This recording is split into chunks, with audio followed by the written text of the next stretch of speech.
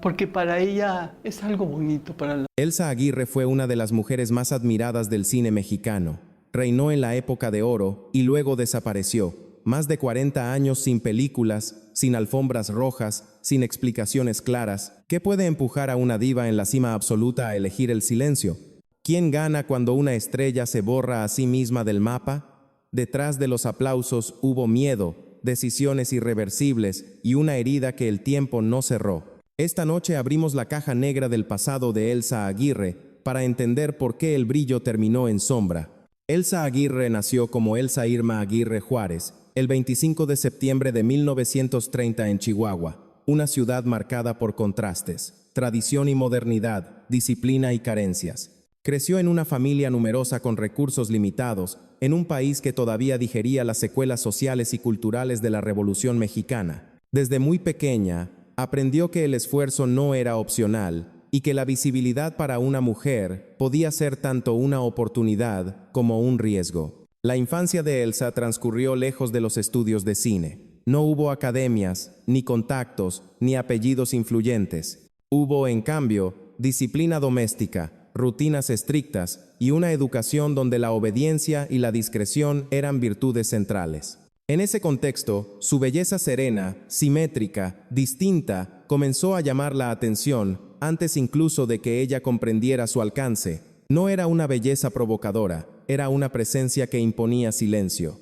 Y ese rasgo, con los años, sería leído de dos formas opuestas, como fortaleza y como amenaza. Para entender a Elsa, hay que entender la época. México entraba a la época de oro del cine con un sistema industrial poderoso, estudios en expansión y estrellas fabricadas a gran velocidad. Pero ese esplendor tenía reglas no escritas: quién hablaba, quién callaba y quién mandaba. El éxito no dependía solo del talento, dependía de saber moverse en un engranaje dominado por hombres, contratos férreos y jerarquías incuestionables. Para una joven sin experiencia, el margen de error era mínimo. Desde temprana edad, Elsa mostró una personalidad reservada. No buscaba el centro de la habitación, lo ocupaba sin proponérselo.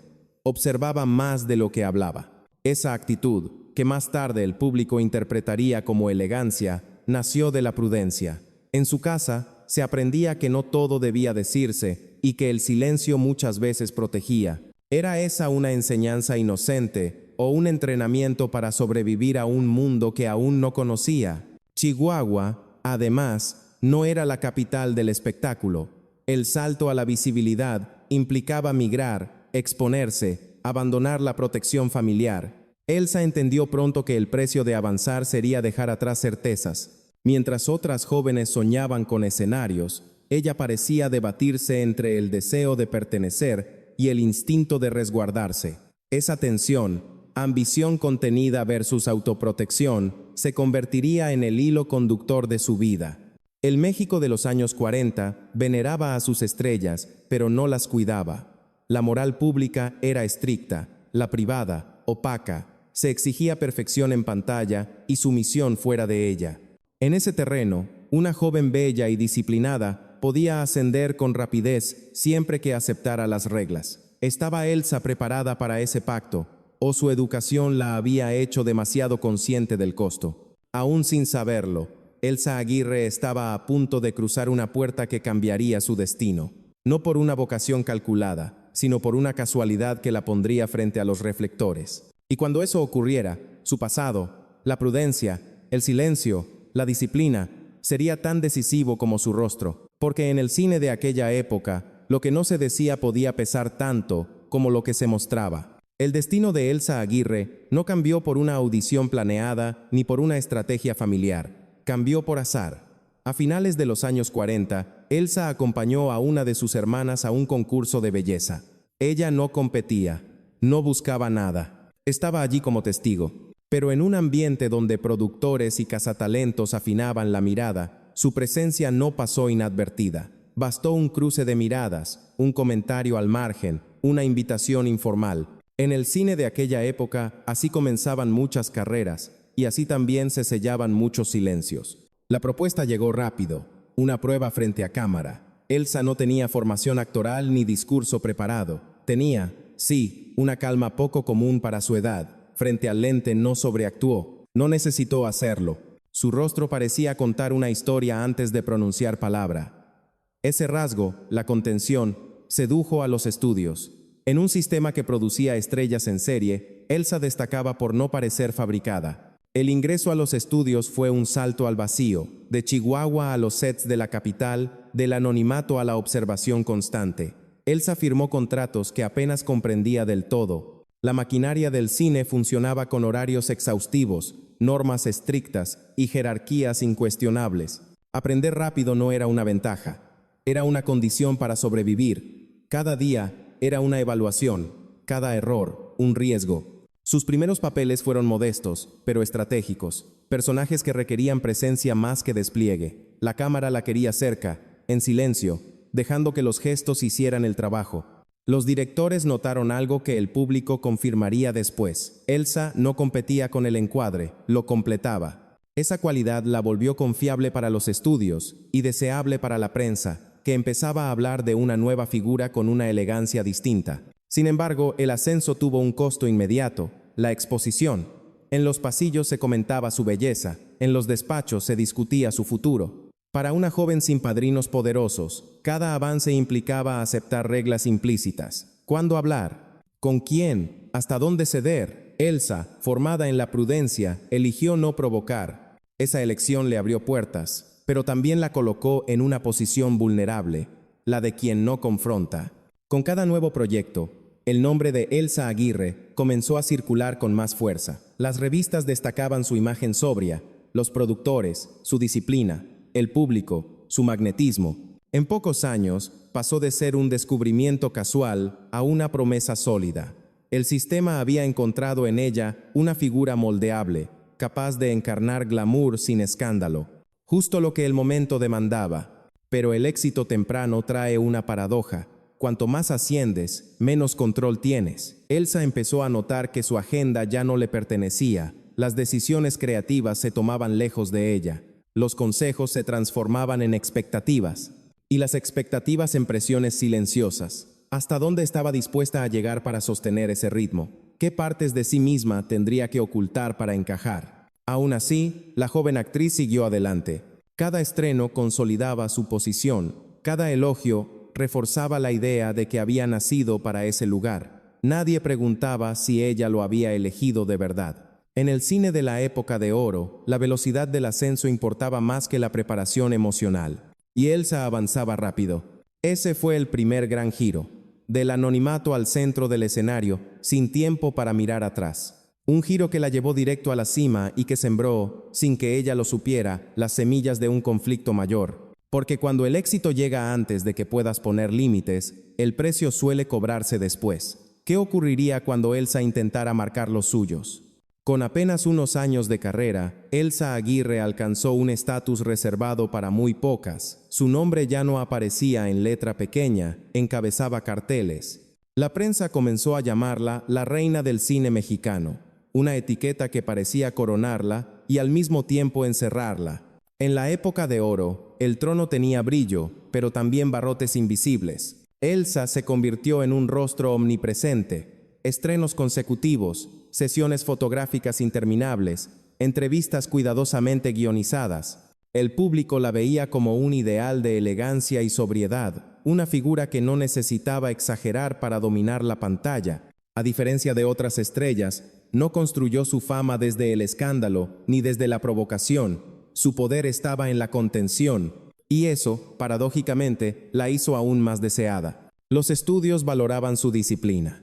Llegaba puntual, aprendía rápido, no discutía. Para un sistema que funcionaba como una fábrica, Elsa era la actriz perfecta, pero esa perfección tenía un precio: la expectativa de disponibilidad absoluta, no solo para actuar, sino para cumplir con una imagen específica. La estrella debía ser intachable, accesible cuando se la necesitara y discreta cuando las conversaciones se volvían incómodas. En esos años, Elsa tomó decisiones que marcarían su legado. Rechazó escenas que comprometían su imagen, incluso cuando eso significaba tensar relaciones con directores influyentes. No fue un gesto heroico ni un manifiesto público, fue una línea personal trazada en silencio. Para el público, esa elección reforzó su aura de elegancia. Para el sistema fue una señal.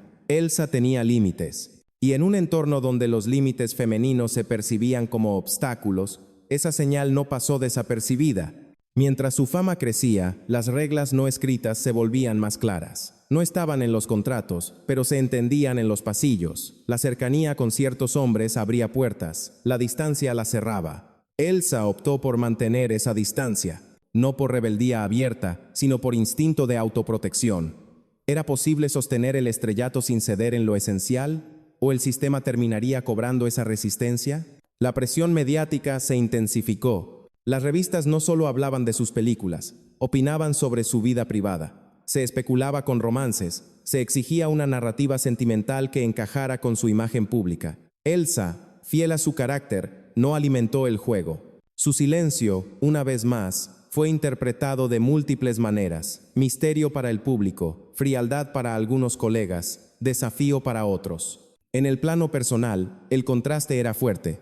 Mientras en pantalla encarnaba glamour y control, fuera de ella comenzaba a experimentar una soledad particular, la de quien está rodeada, y aún así no se siente acompañada. El éxito acelerado no dejó espacio para construir redes de apoyo reales. Las relaciones estaban mediadas por el interés, la conveniencia o la jerarquía. ¿En quién confiar cuando todos observan? La cúspide llegó rápido: premios, reconocimiento, estatus incuestionable. Elsa estaba donde muchas soñaban estar, y sin embargo, algo empezó a desgastarse. No fue una caída abrupta, fue una tensión constante. Cada proyecto exitoso traía consigo nuevas exigencias. Cada no pronunciado en privado se convertía en una deuda invisible. El sistema toleraba la diferencia hasta cierto punto. Es aquí donde la etapa dorada muestra su cara más ambigua. El mismo brillo que la elevó comenzó a exponerla. En un entorno dominado por el poder masculino, una mujer que no cedía podía convertirse en un problema. No hacía falta un conflicto abierto, bastaban insinuaciones, cambios de tono, invitaciones que dejaban de llegar. El éxito seguía, pero el terreno bajo sus pies se volvía inestable. Elsa Aguirre, la reina, seguía sonriendo para las cámaras, pero detrás del maquillaje, la conciencia del riesgo crecía. Sabía que su posición no era tan sólida como parecía. Sabía también que el precio de sostenerse podía ser más alto de lo que estaba dispuesta a pagar. La pregunta ya no era si podía seguir brillando, era a qué costo. La etapa dorada, vista en retrospectiva, no fue solo una sucesión de triunfos. Fue el momento en que se definieron las fronteras de su vida. Fronteras que, al ser marcadas, activaron fuerzas silenciosas. Y cuando esas fuerzas comenzaron a moverse, Elsa se enfrentó a una decisión que cambiaría todo: continuar y aceptar las reglas completas del juego o desaparecer antes de perderse a sí misma. En la vida de Elsa Aguirre no hubo un escándalo público que anunciara la ruptura. No existió una conferencia de prensa, ni un comunicado, ni una última escena de despedida. Hubo silencio. Y en la industria del cine mexicano de los años 50, el silencio podía ser más elocuente y más peligroso que cualquier denuncia. El conflicto no llegó de golpe.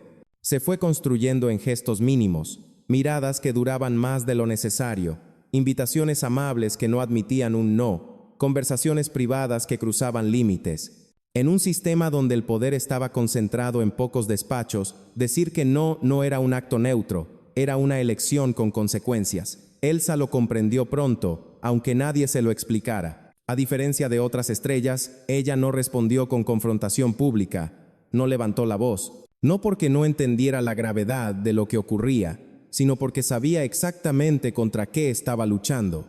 La época de oro era brillante en pantalla y opaca fuera de ella. Los rumores se deslizaban por los pasillos, pero rara vez se nombraban. Y cuando alguien se atrevía a hacerlo, el sistema reaccionaba con una eficacia implacable: aislamiento, descrédito, olvido. Elsa comenzó a sentir que su margen de movimiento se reducía. Los proyectos seguían llegando, pero el ambiente cambiaba. El tono de ciertas reuniones, la insistencia de algunas presencias, la sensación de estar observada no como actriz, sino como objeto de control. ¿Cómo se protege una mujer cuando el peligro no es explícito, pero constante? ¿Cómo se defiende cuando no hay pruebas, solo intuiciones confirmadas por la experiencia?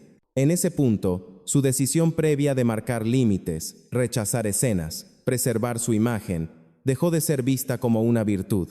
Se convirtió en un obstáculo. Elsa no encajaba en el molde de la complacencia absoluta. Y el sistema, que había tolerado esa diferencia mientras producía beneficios, empezó a pasar factura.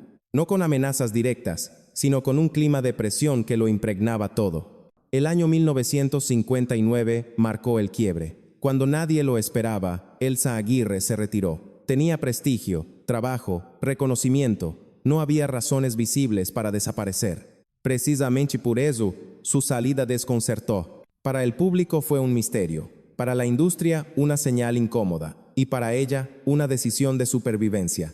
Retirarse no significó paz inmediata. Dejar la pantalla implicó renunciar a la identidad que el mundo le había asignado.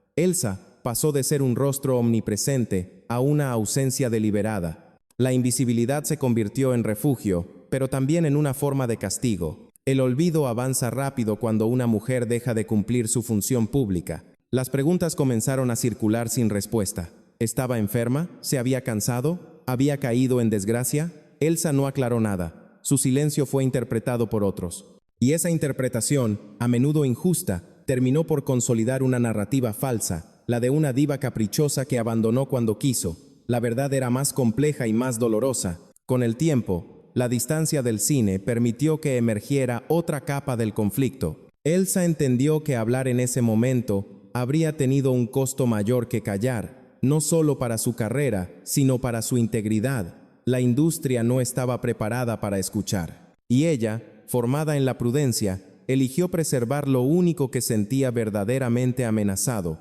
su libertad interior. Esta es la biografía donde muchos relatos se detienen, pero en el caso de Elsa Aguirre, el retiro no fue el final, fue el inicio de una vida paralela, lejos de las cámaras, donde el trauma debía ser procesado sin aplausos ni validación pública. ¿Qué ocurre con una mujer cuando su voz se apaga para poder seguir adelante?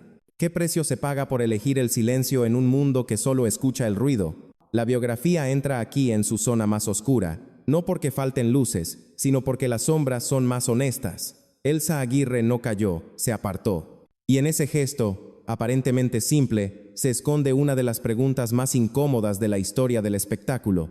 ¿Cuántas carreras se truncaron, no por falta de talento, sino por negarse a cruzar una línea invisible? El retiro de Elsa Aguirre no fue un punto final, fue un desplazamiento. Alejarse del cine no borró de inmediato las tensiones acumuladas durante años. Al contrario, las hizo aflorar en un espacio sin cámaras ni guiones, donde ya no había aplausos que amortiguaran el golpe. La vida privada, idealizada desde fuera como refugio, se reveló como otro territorio de prueba. En ese tránsito, Elsa buscó normalidad, un ritmo distinto, lejos del escrutinio público, pero la normalidad, para alguien que ha vivido bajo presión constante, no se alcanza por decreto. Las relaciones íntimas empezaron a ocupar el lugar que antes tenía la industria, y con ellas llegaron nuevas dinámicas de poder. El matrimonio, presentado como estabilidad, se transformó con el tiempo en un escenario de control y violencia. No fue un estallido repentino, sino una progresión silenciosa, palabras que hieren, gestos que intimidan, decisiones que dejan de ser compartidas. Hablar de violencia en ese contexto no era sencillo. La sociedad de la época tendía a minimizar lo que ocurría puertas adentro. Y Elsa, entrenada durante años para callar, volvió a hacerlo. ¿Cómo se denuncia cuando ya se ha renunciado a la voz pública? ¿Cómo se pide ayuda cuando el mundo cree que lo peor ya quedó atrás? La consecuencia fue un aislamiento más profundo. Lejos del set y atrapada en una relación dañina, Elsa comenzó a sentir que su identidad se diluía. La actriz había desaparecido, la mujer luchaba por no hacerlo. Fue entonces cuando tomó una decisión distinta, mirar hacia adentro. Si el ruido exterior había sido el origen del miedo, quizá el silencio consciente podía convertirse en herramienta de sanación. Ese camino la llevó a viajar, a salir de los circuitos conocidos y a buscar respuestas en otras culturas. La meditación y el yoga aparecieron como prácticas de reconstrucción, no como moda. En ellas encontró algo que el cine y la vida doméstica no le habían dado: control sobre su propio tiempo y su propio cuerpo. Cada respiración era un acto de reapropiación. Cada día lejos del reflector, una forma de volver a habitarse. El proceso no fue lineal. Hubo recaídas, dudas, nostalgia. Elsa entendió que retirarse no significaba olvidar y que sanar no implicaba justificar lo vivido. La memoria seguía allí, insistente, pero por primera vez no estaba obligada a representarla para nadie. La reconstrucción fue íntima, lenta y sobre todo, sin testigos. Mientras tanto, el mundo del cine siguió adelante. Nuevas estrellas ocuparon el espacio que ella había dejado.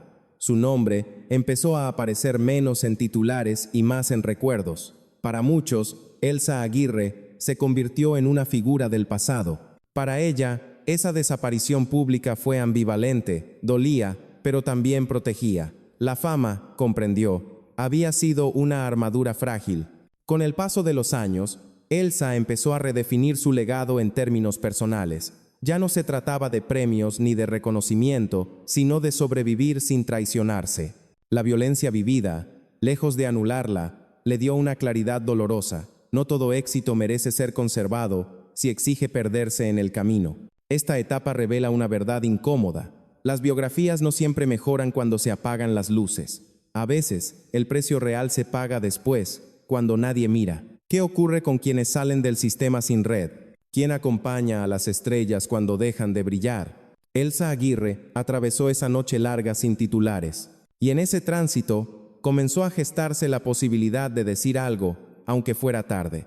Porque el silencio, cuando se sostiene demasiado, termina pidiendo una explicación. Y esa explicación estaba aún por llegar. Durante décadas, Elsa Aguirre fue una presencia ausente. Su nombre sobrevivía en filmografías y homenajes, pero su voz no estaba. Y cuando por fin decidió hablar, lo hizo sin escándalo ni revancha. Habló tarde, despacio y con palabras medidas, como quien sabe que el tiempo no borra lo vivido, pero sí puede ordenarlo. Las confesiones no llegaron en forma de denuncia directa. Elsa nunca buscó señalar con el dedo, ni reescribir la historia para quedar indemne. Nombró el miedo, habló de la vergüenza que acompaña a quien es cruzado en sus límites y del cálculo constante que implica sobrevivir en un sistema donde el poder no necesita explicitarse. Callé para seguir viva, diría en distintas ocasiones, dejando claro que su retiro no fue capricho ni cansancio, sino una estrategia de protección. Con el paso de los años, Elsa entendió algo más incómodo. El silencio no solo la había protegido a ella, también había protegido a otros. Esa toma de conciencia llegó con culpa y con duelo. No todo silencio es noble, admitiría después. Reconocerlo fue parte de su proceso. No se trataba de juzgar a la joven que fue, sino de entender el contexto que la empujó a elegir entre dos pérdidas, la carrera o la integridad. Cuando habló de la época de oro, lo hizo sin romanticismo. Describió un mundo brillante por fuera y rígido por dentro, donde las mujeres aprendían rápido que decir no tenía consecuencias. No necesitó dar nombres para que el mensaje fuera claro. Su relato conectó con el de otras actrices de su generación y de generaciones posteriores que habían vivido experiencias similares, cada una a su manera. La historia personal de Elsa se convirtió así en síntoma de una estructura. Estas revelaciones tardías no buscaron rehabilitar su imagen pública, ya no la necesitaba, buscaron más bien cerrar un círculo íntimo. Elsa había pasado de ser objeto de mirada a sujeto de palabra. Aunque el tiempo hubiera pasado, la decisión de hablar tenía un peso simbólico enorme. Demostraba que el silencio no era olvido, sino memoria contenida. La reacción fue doble. Por un lado, comprensión y respeto. Por otro, preguntas inevitables. ¿Qué habría pasado si hubiera hablado antes? ¿Habría cambiado algo? Elsa nunca respondió de forma tajante. Sabía que el pasado no se corrige con hipótesis. Lo único que podía ofrecer era su testimonio, con sus límites y contradicciones. En esa franqueza tardía hay una lección incómoda. No todas las víctimas tienen el tiempo, la fuerza o el contexto para hablar cuando el mundo lo exige. A veces, la verdad llega cuando ya no puede hacer justicia, pero sí conciencia. Elsa Aguirre eligió ese camino, no para reabrir heridas, sino para dar sentido a una vida marcada por decisiones difíciles. La revelación final no fue un secreto explosivo, fue algo más sutil y, quizá, más profundo, la confirmación de que su silencio tuvo razones, y que esas razones dicen tanto del sistema que la rodeó como de la mujer que se negó a desaparecer por completo. La historia que deja Elsa Aguirre no es solo la de una actriz brillante que se retiró a tiempo, es la de un sistema que celebró el talento mientras exigía silencios, la de una época que coronó reinas sin garantizarles protección, la de una mujer que eligió perder visibilidad para conservarse íntegra. En un mundo que mide el éxito por la permanencia, su decisión incomoda. ¿Qué valoramos más, la obra o la vida que la sostiene? Su legado cinematográfico permanece en imágenes que aún dialogan con el presente. Pero hay otro legado, menos visible y más urgente, el de poner palabras, aunque tarde, a lo que no se pudo nombrar. Elsa no pidió aplausos ni absoluciones, ofreció contexto, y el contexto, cuando se entiende, obliga a revisar certezas. La pregunta no es solo qué le ocurrió a ella, es qué permitió que ocurriera. ¿Cuántas trayectorias se truncaron por límites que no podían decirse en voz alta? ¿Cuántas decisiones personales fueron, en realidad, respuestas a presiones estructurales? Al mirar atrás, la historia de Elsa invita a pensar en las condiciones que hoy siguen vigentes y en las que han cambiado dentro de la industria cultural. Tal vez el mayor aprendizaje sea este. El silencio no siempre es ausencia de verdad. A veces es la forma que adopta la verdad cuando hablar implica perderlo todo. Entenderlo no repara el pasado, pero sí puede transformar el futuro. Y ese es un legado que trasciende cualquier filmografía. Esta fue la biografía de una mujer que brilló sin estridencias y se apartó sin escándalos, dejando preguntas que aún resuenan. Si esta historia te hizo repensar la relación entre fama, poder y silencio, déjanos tu reflexión en los comentarios. ¿Crees que hoy las cosas son distintas? ¿O seguimos premiando la obediencia y castigando los límites? Suscríbete para seguir explorando vidas donde el éxito no lo explica todo y donde las sombras también cuentan la verdad. Nos vemos en el próximo relato.